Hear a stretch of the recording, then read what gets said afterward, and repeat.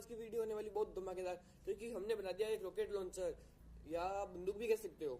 नहीं यार, rocket launcher है या बंदूक है, मैंने सोचा नहीं है। आप बता देना क्या नाम है उसका। तो चलो शुरू कर। तो दोस्तों, हमारा रॉकेट लॉन्चर या बंदूक ऐसी दिखती है, ऐसी। तो अब मैं इसे आपको चला के बताऊंगा। अब देखना, जैसे मैं इस बटन को दबाऊंगा,